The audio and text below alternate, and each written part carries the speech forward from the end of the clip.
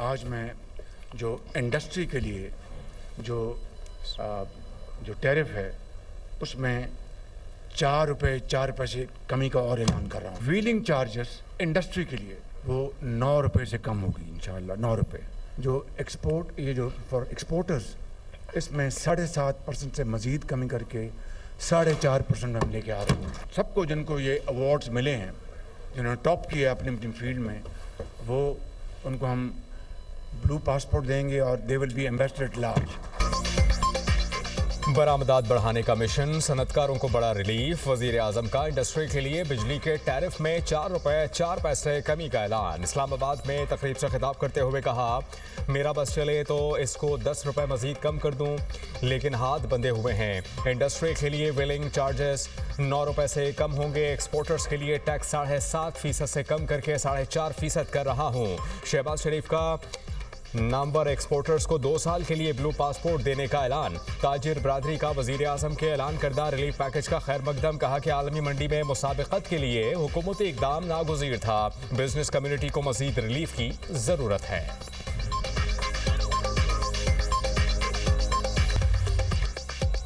Army chief of defence forces field marshal Syed Asim Munir से तुर्क chief of general staff की मुलाकात। सिक्योरिटी और 2 तरफा दिफाई और अस्करी ताउन को मजीद बेहतर बनाने के इम्कानात पर तबादला ख्याल। बाहमी दिलचस्पी के उमूर, खित्ते और आलमी सूरत हाल पर गुफ्तगू। पाकिस्तान और तुर्की के ताल्लुकात की मौजूदा मजबूत सम पर इत्मीनान का इजहार।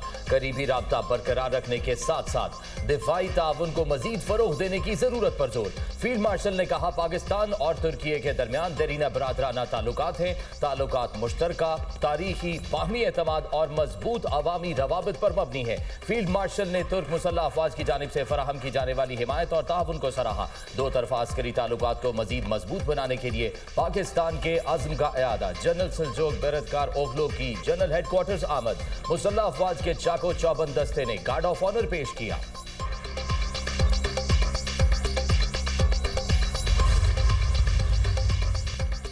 पाक सरजमीन से दहशतगर्दों के खात्मे का मिशन। बलूचिस्तान में सिक्योरिटी फोर्सेस की कार्रवाइयाँ। 41 दहशतगर्द हलाक। फोर्सेस ने 2 अलग अलग कार्रवाइयाँ की। हरनाई में 30 और पंजगोर में 11 दहशतगर्दों को हलाक किया गया।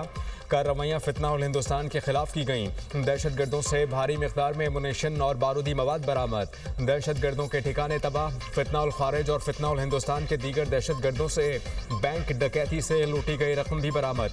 मजीद दहशतगर्दों की तलाश के लिए क्लियरेंस ऑपरेशन। ISPR के मुताबिक ऑपरेशन अज़्म इस्तेहकाम के तहत इंसदाद दहशतगर्दी मुहिम पूरी शिद्दत से जारी है। वजीर आज़म और वजीर दाखिला का हरनाई और पंजगोर में फितना उल हिंदुस्तान के खिलाफ कार्रवाई पर सिक्योरिटी फोर्सेस को खिराज तहसीन। सिक्योरिटी फोर्सेस की पेशा वाराना महारत को सराहा।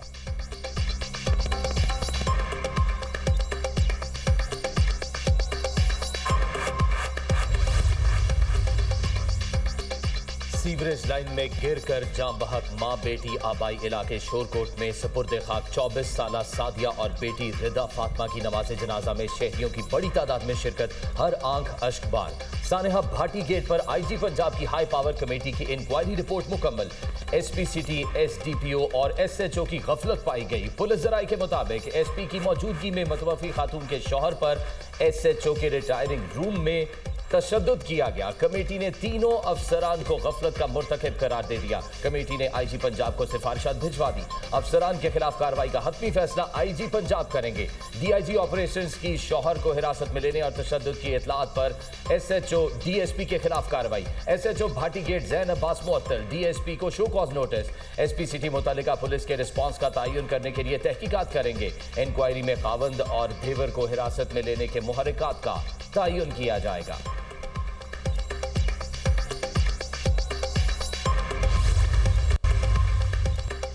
मरहुमा के शौहर का पुलिस पर तशद्दुद का इल्ज़ाम। गुलाम मुर्तज़ा के मुताबिक बीवी और बेटी मेरी आंखों के सामने सीवरेज लाइन में गिर गईं। हादसे के बाद खुद रेस्क्यू को कॉल की और मदद के लिए पुकारा। पुलिस मुझ पर तशद्दुद करती रही, बेल्ट और डंडों से मारा गया। पुलिस तशद्दुद पर कहा, ये सच साबित होगा।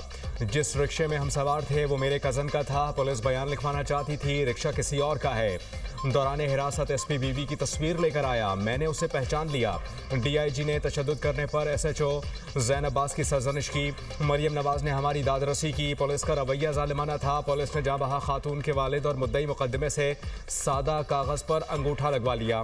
मुतासरा खानदान ने अंगूठा लगवाने के बाद वीडियो भी जारी कर दी।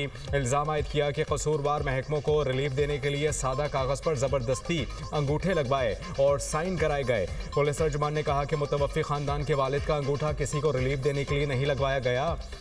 डेड हाउस में वालिद का अंगूठा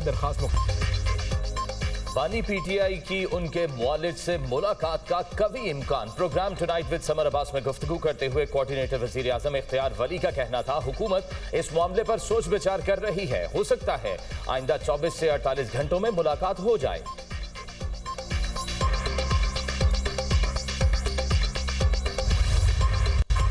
मशरिक़ वस्ता में फिर जंग के बादल मंडलाने लगे। ईरान का घेराव, अमरीकी बहरिया का जंगी जहाज जनूबी इस्राइली बंदरगाह एलात पर लंगर अंदाज। अमरीकी सदर डोनाल्ड ट्रंप कहते हैं ईरान की जाने बहरी बेड़ा रवाना किया, लेकिन इस्तेमाल ना करना बेहतर होगा। उम्मीद है फौजी कार्रवाई की जरूरत नहीं पड़ेगी। तेहरान से पहले भी बातचीत हो चुकी और आइंदा भी होगी।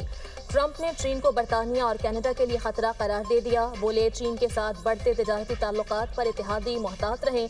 बरतानिया के लिए चीन के साथ कारोबार करना नामुनासिब है। कनाडा के लिए बीजिंग के साथ कारोबार उससे भी ज्यादा खतरनाक होगा।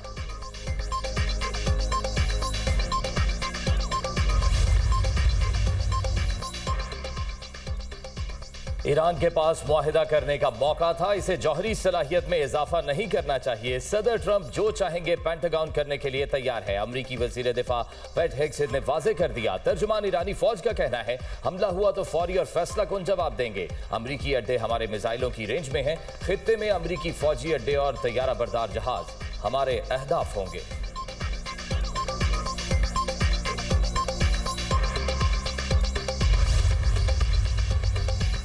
अमरीका ईरान पर हमला नहीं करेगा, तुर्क वजीर खारजा पर उम्मीद। ईरानी हम मनसब के साथ इस्तांबुल में प्रेस कॉन्फ्रेंस, कहा कि इसराइल वाशिंगटन को तेहरान पर हमले के लिए उकसा रहा है।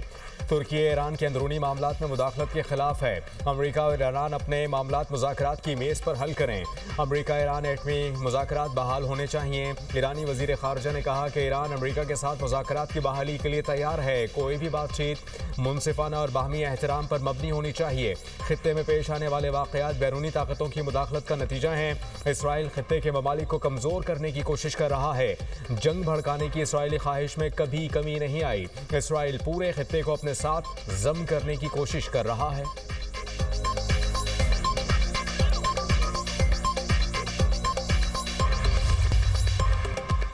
भारत में नीपा वायरस सामने आने के बाद एशियाई ममालिक में हाई अलर्ट। नीपा केसेस सामने आने पर पाकिस्तान में सरहदी निगरानी सख्त। एयरपोर्ट पर इमरजेंसी नाफिज। बॉर्डर हेल्थ सर्विसेज पाकिस्तान का वफाकी सेहत के इदारों से राबता।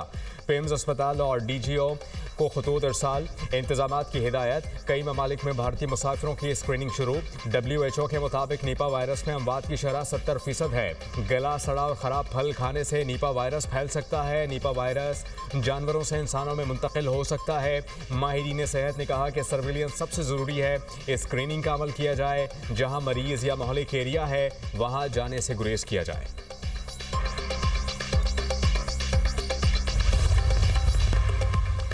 जंगबंदी के बावजूद इसराइल की गजा में बर्बरियत जारी। इसराइली हमलों में मज़ीद 5 फ़लस्तीनी शहीद, 6 अफराद जख्मी। जंगबंदी के बाद से अब तक 492 फ़लस्तीनी शहीद और 1356 जख्मी हो चुके। रफा के साहिल पर इसराइली बहरी कश्तियों की फ़लस्तीनी माहीगीरों पर भी फायरिंग। रफा बॉर्डर बदस्तूर बंद, इंसानी इमदाद की रसाई मुतासर। फ़लस्तीनी हुकाम का रफा बॉर्डर फौरी खोलने का मुतालबा। इसराइल का 2 साल की बंदिश के बाद रफा क्रॉसिंग इतवार को खोलने का ऐलान। न्यूजीलैंड ने ट्रंप की गजा अमन बोट में शमूलियत की दावत मुस्तरद कर दी। वज़ीर ख़ारजा विंस्टन पीटर्स ने कहा अमन बोट को UN के मातहत होना चाहिए।